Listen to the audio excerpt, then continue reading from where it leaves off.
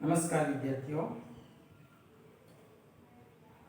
ગયા બે લેક્ચરની અંદર આપણે અર્થશાસ્ત્ર છે એમનો પરિચય મેળવ્યો અને પરિચયની અંદર ખાસ કરીને અર્થશાસ્ત્ર શું છે, જુદા જુદા અર્થશાસ્ત્રીઓ છે એમના મતે અર્થશાસ્ત્ર કોને કહેવાય, એમાં પાશ્ચાત્ય અર્થશાસ્ત્રીઓ જેમાંના કેટલાકનો આપણે પરિચય મેળવી ચૂક્યા છીએ.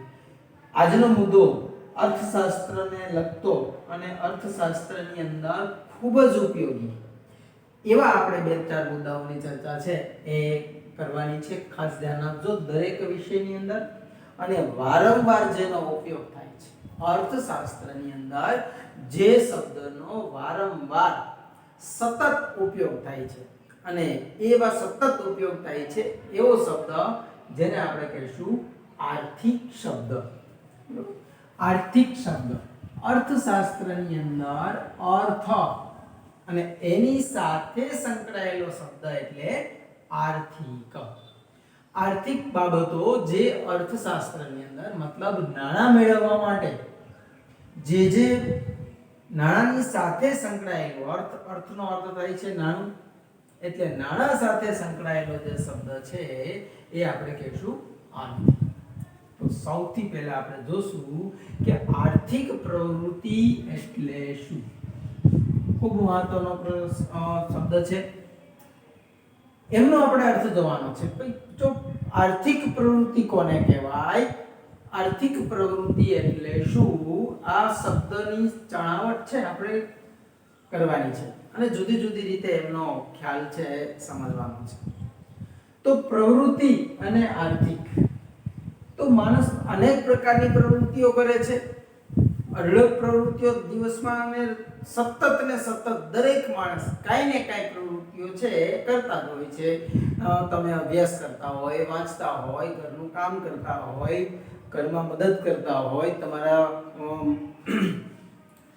પપ્પાના ધંધાની અંદર મદદ કરતા હોય, ખેડૂત ખેતરમાં કામ કરતા હોય, શિક્ષક નોકરી કરતા હોય, અઢળક પ્રવૃત્તિ દરેક માણસ જો કાંઈ ને કાંઈ પ્રવૃત્તિ કરે છે.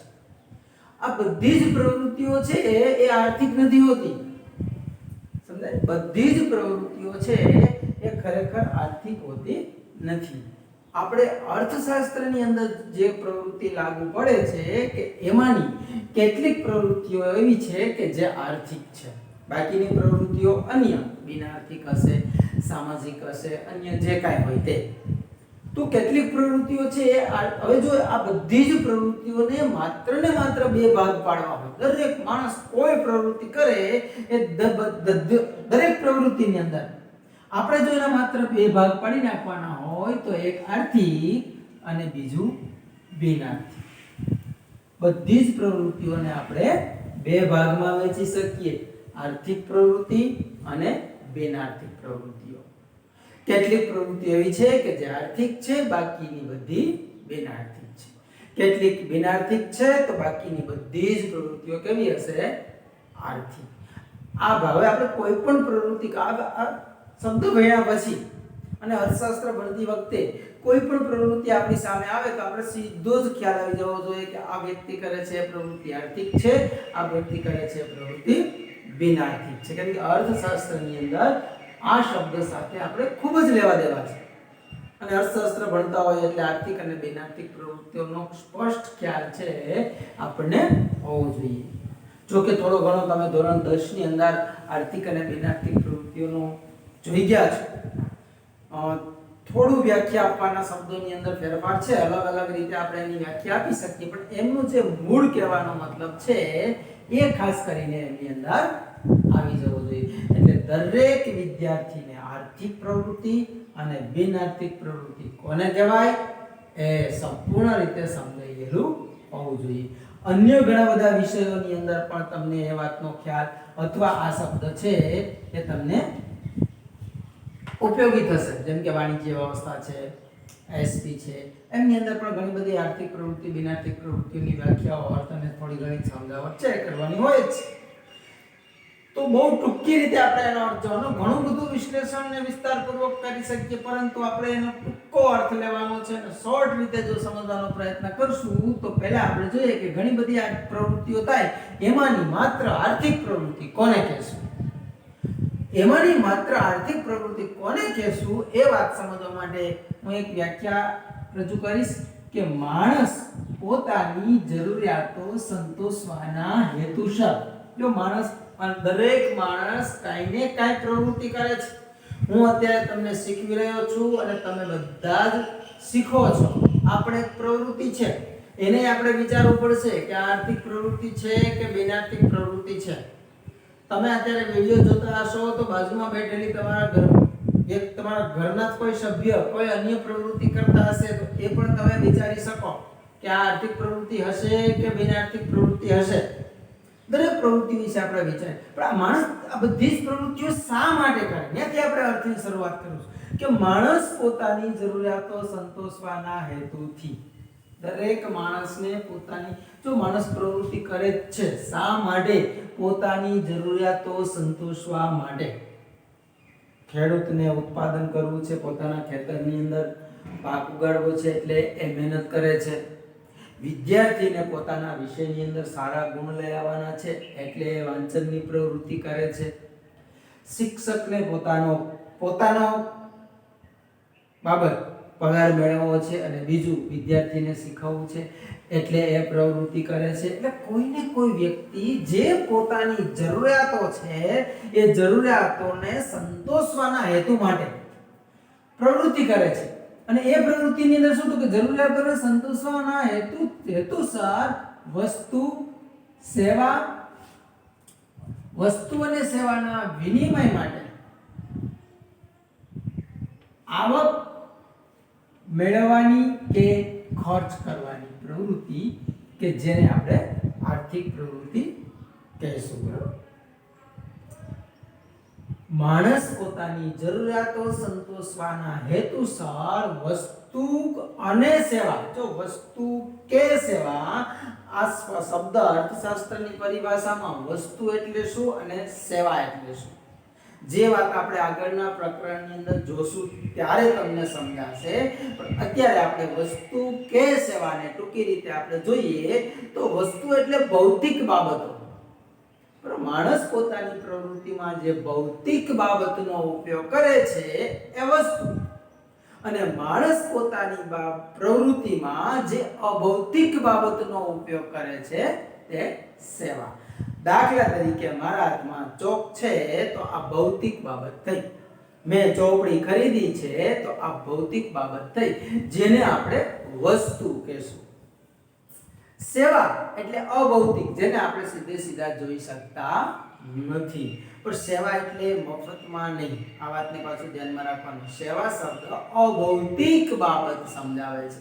દાખલા તરીકે હું તમને અત્યારે શીખવી રહ્યો છું, હું તમને અત્યારે શીખવી રહ્યો છું, આ એક બાબત છે. પણ જે શીખવી રહ્યો છું એ આપણે પકડી ના શકાય, ને અડી ના શકાય. જેમ ચોપડી કે ચોક આપણે પકડી શકીએ કેમ કે એ ભૌતિક છે, એનો ઉપયોગ છે ભૌતિક રીતે કરી શકાય એટલે એને વસ્તુ કહેવાય. એક પ્રવૃત્તિ જ છે, એક બાબત જ છે. અને હું તમને શીખવી રહ્યો છું એ પણ એક બાબત છે, એક પ્રવૃત્તિ છે, પણ એને આપણે પકડી શકતા નથી, સીધી નરી આંખે એને આપણે જોઈ શકતા નથી. તો આવી બાબતોને આપણે સેવા કહીશું. એટલે માણસ પોતાની જરૂરિયાતો સંતોષવાના હેતુથી વસ્તુ કે સેવાના વિનિમય માટે, હવે શબ્દ આવ્યો છે વિનિમય, વસ્તુનો પરિચય મેળવો, વિનિમયનો પરિચય મેળવો, સેવાનો પરિચય, અને પછી વિનિમય શબ્દ પણ તમારે સારી રીતે સમજવો પડશે. વિનિમય એટલે શું તો કે અદલા બદલી. ટૂંકી રીતે આપણે જોઈએ તો અદલા બદલી, લેવું દેવું, એક કોઈને આપવું અને એના બદલામાં જ્યારે આપણે કાંઈ લઈએ છીએ, લેતી કે દેતી. વિનિમય કરવાનો થાય. વિનિમય કરવો એટલે શું તો કે એક તમે આપો અને બીજું લ્યો. વસ્તુ પછી રૂપિયાના બદલામાં કોઈ તમે વસ્તુ ખરીદી એનો મતલબ થયો વિનિમય. તમે રૂપિયા આપ્યા એના બદલામાં તમે વસ્તુ ખરીદી. રૂપિયા આપી અને બુક્સ ખરીદીશું તો અહીંયા વિનિમય થયો, કેમ કે બુક્સ મેં રૂપિયા આપ્યા છે અને પેલા ભાઈએ મને બુક્સ આપી, એટલે રૂપિયા અને બુક્સ નો શું થયો વિનિમય થયો છે. નાણાં અને બુક્સનું શું થયું? વિનિમય થયો છે. દરેક પ્રવૃત્તિની અંદર વિનિમય ફરજિયાત છે. તો જરૂરિયાત સંતોષવાના હેતુથી વસ્તુ કે સેવાના વિનિમય માટે આવક મેળવવાની કે ખર્ચ કરવાની જે પ્રવૃત્તિ કરે છે એને આપણે શું કહીશું? આર્થિક પ્રવૃત્તિ.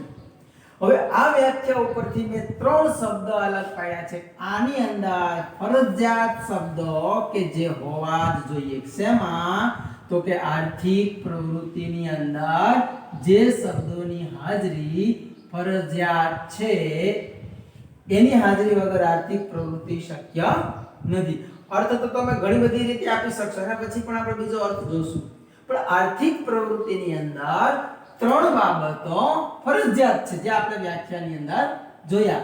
એક વિનિમય, બીજું આવક અને ત્રીજું ખર્ચ. કોઈ પણ પ્રવૃત્તિ એવી કે જો એને આપણે આર્થિક પ્રવૃત્તિ કહેવી હોય તો આર્થિક પ્રવૃત્તિની અંદર એક વિનિમય થતો જ હોવો જોઈએ, આવક થતી હોવી જોઈએ, કા ખર્ચ થતો હોવો જોઈએ. કેમ કે આવક, એક વ્યક્તિની આવક એ બીજા વ્યક્તિનો ખર્ચ હશે.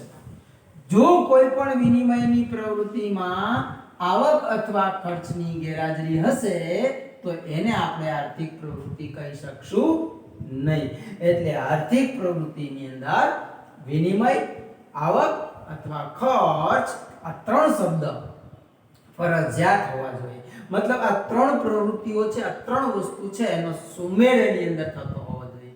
એટલે હવે એના આધારે જો આપણે ટૂંકીને શોર્ટકટ વ્યાખ્યા આપી, આ વ્યાખ્યા ન સમજાય, ન યાદ રહે તો એના આધારે કે વિનિમય માટે આવક કે ખર્ચ કરવાની પ્રવૃત્તિ એટલે આર્થિક પ્રવૃત્તિ. સમજાઈ જશે?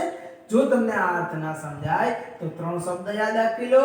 આર્થિક પ્રવૃત્તિની અંદર 3 શબ્દ ફરજિયાત છે. એના આધારે આપણે જો વ્યાખ્યા આપી હોય કે કોઈ પણ જે પ્રવૃત્તિ છે એ પ્રવૃત્તિ એટલે કે વિનિમય માટે, વિનિમય કરવા માટે તમે આવક કરવા કે ખર્ચ કરવા માટે જે કાંઈ પ્રવૃત્તિ કરશો એને આપણે શું કહેશું? આર્થિક પ્રવૃત્તિ. વિનિમય હોવો જોઈએ. પછી તમે આવક થાય તો પણ ઠીક છે, ખર્ચ થાય તો પણ ઠીક છે. એની પ્રવૃત્તિને આપણે આર્થિક પ્રવૃત્તિ જ કહી શકશું. એક ઉદાહરણ લઈ, દાખલા તરીકે શિક્ષક શાળામાં પગાર મેળવવાની, શિક્ષક પગાર મેળવી અને શિક્ષણ આપે છે. અહીંયા મારી અને તમારી વચ્ચેની જ વાત કરી લઈએ આપણે કે આ પ્રવૃત્તિ આર્થિક છે કે બિનઆર્થિક. આમાં આવક અને ખર્ચ કઈ રીતે થાય છે? સ્પષ્ટ આવક છે, ખર્ચ અને વિનિમયનો સમાવેશ થાય છે કે નહીં? કેમ કે અત્યારે આપણે રિયલ પ્રવૃત્તિ કરીએ છીએ. તમે મારી સામે, તમે મને સાંભળો છો અને હું તમને સંભળાવું છું. તમે શીખો છો અને હું તમને શીખવી રહ્યો છું. આ આપણી વચ્ચે એક પ્રવૃત્તિ થઈ રહી છે. આમાં વિનિમય થાય છે. હા, શું થાય છે? તો કે અત્યારે વિનિમય થઈ રહ્યો છે. હું તમને કાંઈક આપી રહ્યો છું અને તમે કાંઈક લઈ રહ્યા છો. હું તમને કાંઈક આપી રહ્યો છું. વિનિમય શાનો થશે? તો કે જો શિક્ષક શાળામાં પગાર મેળવીને, ફ્રી ઓફમાં ભણાવતા હોય તો નહીં, હા, પગાર મેળવીને જે શિક્ષણ આપે છે તો એને આપણે આર્થિક પ્રવૃત્તિ જ કહેવી પડશે. કેમ કે હું પગાર મેળવું છું અને એના બદલામાં કાંઈક આપું છું. વિનિમય થાય છે. શેનો? તો કે પગાર અને જ્ઞાનનો, શિક્ષણનો. હું શિક્ષણ આપું છું અને પગાર મેળવું છું એટલે વિનિમય થયો. શિક્ષણ અને પગાર, આનો શું થયો? વિનિમય. એટલે વિનિમય પણ થયો, આવક પણ થયો અને ખર્ચ પણ થયો. કોને? તમને. કેમ? તો કે તમે ફી ભરો છો અથવા સંસ્થાને, કેમ કે સંસ્થાને પગાર આપે છે એટલે સંસ્થાને ખર્ચ થાય, મને પગાર મળે છે એટલે મને આવક થાય. આ રીતે કોઈ પણ પ્રવૃત્તિ, અને જે આર્થિક પ્રવૃત્તિ હોય એમાં વિનિમય હોય જ, એમાં આવક અથવા ખર્ચ હોય જ. એક બાજુ આવક હોય તો એક બાજુ ખર્ચ હોય. હવે કદાચ તમને એવું લાગશે તો હું પ્રવૃત્તિ કરું છું, બેઠા બેઠા વિડિયો જોઉં છું, આ પ્રવૃત્તિ કેવી? તો કે આમાં તો કઈ વિનિમય નથી થતો. કદાચ તમને એવું લાગશે, પણ તમે અત્યારે ભણી રહ્યા છો મારી સામે બેસીને, એ પ્રવૃત્તિ પણ કેવી થાય? આર્થિક. શા માટે? તો કે એની અંદર પણ વિનિમય થાય છે. કેમ કે તમે પણ જે અત્યારે શીખી રહ્યા છો કેમ કે તમે ફી ભરીને જ્ઞાન મેળવો છો અને એ જ્ઞાનનો ઉપયોગ ભવિષ્યની અંદર તમે આવક મેળવવા માટે કરવાના છો. એટલે અત્યારે તમારા માટે ખર્ચ છે, ભવિષ્યમાં તમારા માટે એ આવકનું માધ્યમ બનશે. કેમ કે તમે બધા અભ્યાસ કરો છો એનું કારણ પણ કોઈને કોઈ વ્યવસાયની અંદર જોડાવા, કંઈક શીખવા માટે, શીખીને તમે કંઈક આગળ વધવા માંગો છો. એટલે એ પ્રવૃત્તિ પણ આપણે કેવી ગણશું? આર્થિક. આવા ઘણા બધા ઉદાહરણો છે આપણે આર્થિક પ્રવૃત્તિના આપી શકીએ. અને એના આધારે હવે જો આપણે આર્થિક પ્રવૃત્તિથી વિરુદ્ધ બીજો શબ્દ જેનો ઉપયોગ આપણે સામાન્ય રીતે અર્થશાસ્ત્રમાં ઓછો કરવાનો, આપણે અર્થશાસ્ત્રની અંદર આર્થિક પ્રવૃત્તિ, આર્થિક વર્તન, આર્થિક બાબત, આર્થિક જગત બધી જગ્યાએ આર્થિક શબ્દ વાપરવાનો. કેમ કે આપણું અર્થશાસ્ત્રની અંદર આર્થિક બાબતનો જ અભ્યાસ થાય છે. એટલે આપણા માટે આર્થિક પ્રવૃત્તિ છે એ ખૂબ જ મહત્વની છે. તો બિનઆર્થિક કોને કહેશું? તો કે બિનઆર્થિક પ્રવૃત્તિમાં આના કરતા વિરુદ્ધ કરી નાખશું. જે પ્રવૃત્તિનો ઉદ્દેશ આવક મેળવવાનો કે ખર્ચ કરવાનો હોતો નથી તે બિનઆર્થિક પ્રવૃત્તિ. આ તમને વિનિમય માટે આવક કે ખર્ચ કરવાની પ્રવૃત્તિ. તો આર્થિક તો જે પ્રવૃત્તિનો ઉદ્દેશ આવક મેળવવા કે ખર્ચ કરવાનો નથી તો એને આપણે કેવી પ્રવૃત્તિ કહેશું? બિનઆર્થિક પ્રવૃત્તિ, જેમાં આપણને આવક મળતી નથી અથવા જેનો ઉદ્દેશ અથવા જે આપણે ત્રણ શબ્દ લીધા વિનિમય, આવક અને ખર્ચ, આમાંથી જો કોઈ શબ્દની તૂટ થતી હોય, કોઈ બાબતની તૂટ થતી હોય, એટલે કે એમાંથી કોઈ એક શબ્દ જો ન હોય તો એવી પ્રવૃત્તિ કેમાં ચાલી જશે?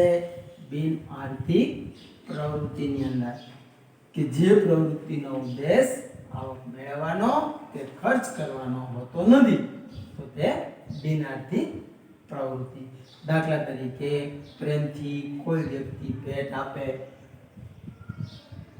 આપશે તમને, તો ભેટમાં તમને મળશે પણ તમારે એને બદલામાં કંઈ આપવાનું થતું નથી, નાણાં આપવાના થતા નથી. જો ભેટમાં વિનિમય થાય છે, એક વસ્તુ તમારી પાસે આવે છે, ખર્ચ થાય છે, કેમ કે ભેટ આપનાર વ્યક્તિએ એ વસ્તુ છે ખરીદી છે પરંતુ એમાં આવક થતી નથી અથવા એમાં કોઈ એક વસ્તુની ગેરહાજરી, કેમ કે તમારે એને કાંઈ આપવાનું થતું નથી.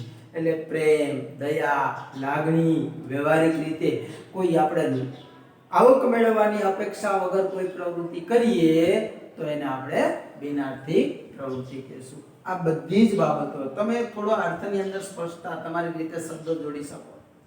જે પ્રવૃત્તિની અંદર આવક મેળવવાની અપેક્ષા ના હોય તો બિનઆર્થિક, જો આવક મેળવવાની અપેક્ષાથી કરવામાં આવતી પ્રવૃત્તિ હોય તો એને આર્થિક પ્રવૃત્તિ કહેશું. એટલે હવે આપણે સ્પષ્ટતા ત્યાં ઉપર આવશું કે કોઈ પણ પ્રવૃત્તિ એમાં જો આવક થતી હોય તો આર્થિક અને આવક ના થતી હોય તો બિનઆર્થિક. આ આપણે શોર્ટ રીતે સમજશું.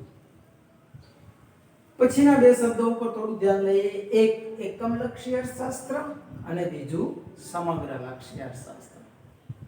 અર્થશાસ્ત્રના વિશ્લેષણની અંદર અર્થશાસ્ત્રનું વિશ્લેષણ કરવા માટે બે અર્થશાસ્ત્રને બે ભાગમાં છે આપણે વહેંચી શકીએ.